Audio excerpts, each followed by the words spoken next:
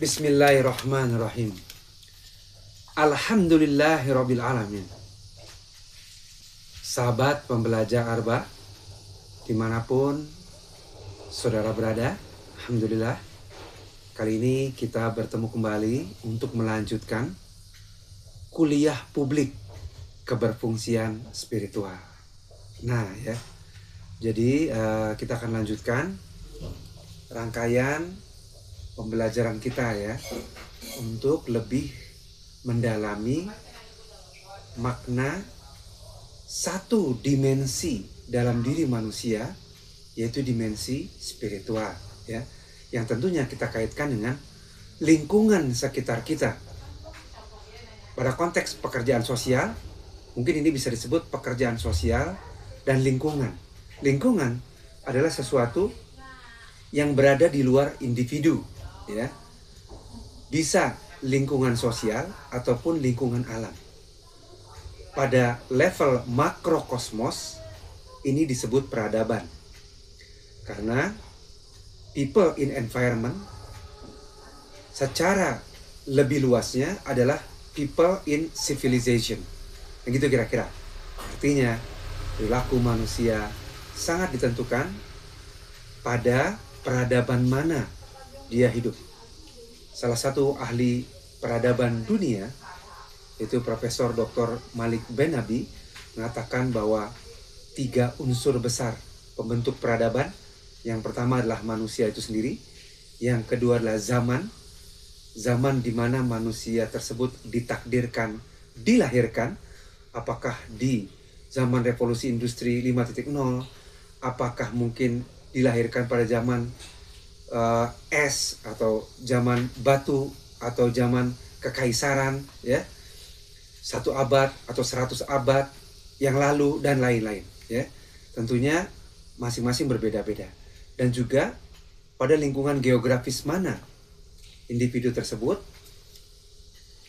ditakdirkan dilahirkan. Ada yang ditakdirkan dilahirkan di daerah pegunungan, daerah pantai, wilayah hutan ya, zona pedesaan, zona perkotaan, dan lain-lain.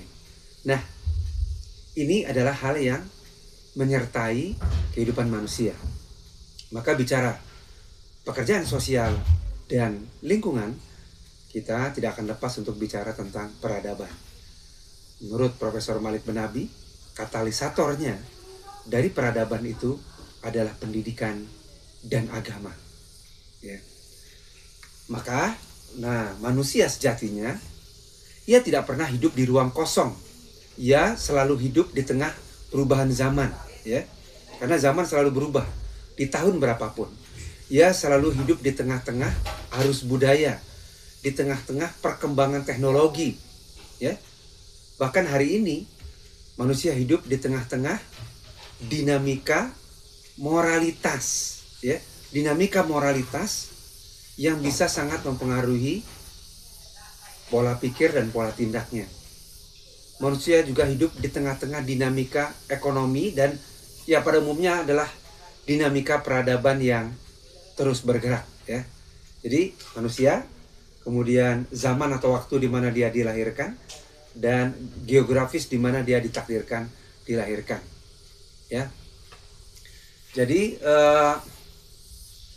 walau bagaimanapun ya, manusia tersebut di zaman atau kapanpun atau di wilayah apapun dilahirkan, ia berpotensi dipengaruhi oleh nilai-nilai yang berkembang di sekitarnya, budaya, media ya. Jangan lupa sistem pendidikan ya, yang mana di berbagai negara ini adalah sesuatu yang mandatori, artinya wajib diikuti setiap warga negara. Kemudian dia juga akan dipengaruhi lingkungan sosial dan juga orientasi kehidupan yang dominan pada zamannya. Ini ya, kita bicara di level makrokosmos ya. Dan penghayatan ini pada individu dan keluarga akan melahirkan pola pikir dan pola tindak keluarga tersebut. Yang ini bisa baik atau sebaliknya, bisa membahayakan atau memudaratkan diri individu dan keluarganya. Sehingga menjadi individu atau keluarga yang perlu mendapatkan perhatian khusus, need special attention, ya. Inilah pentingnya menghayati ya, person in environment. Oke. Jadi manusia itu tidak bisa dipisahkan dari lingkungan sosialnya, struktur kehidupannya, nilai-nilai yang mengitarinya, dan denyut peradaban di mana dia hidup. Ya. Artinya apa? Profesi yang berkaitan dengan pengembangan potensi manusia perlu menyadari ini. Artinya apa? Agar bisa membangun lebih dini, menumbuh kembangkan potensinya lebih dini, ya. Tidak menunggu sampai disfungsi sosial terjadi, gitu ya. Oleh karena itu, ragam perubahan sosial yang terjadi itu dapat menguatkan manusia. Nah, sebaliknya dapat juga melemahkannya, membawanya ke titik terendah, membawanya kepada masalah yang tidak kunjung usai, membawanya pada lingkaran kerumitan pikirannya dan lain-lain, gitu ya. Khusus hari ini atau di era sekarang ini, sekitar tahun 2025, 26, 27, dunia semakin menghadapi krisis peradaban modern, ya. Artinya apa? Kita belum mencapai peradaban yang ideal, yang dicita-citakan. Terjadi percepatan informasi, budaya instan, individualisme, ya, krisis makna, disintegrasi keluarga, kelelahan mental spiritual, dan lain-lain. Artinya, ini menjadi isu yang tidak bisa dielakkan begitu saja, dan ini potensi bom waktu untuk manusia terjerembab dalam permasalahan yang lebih dalam.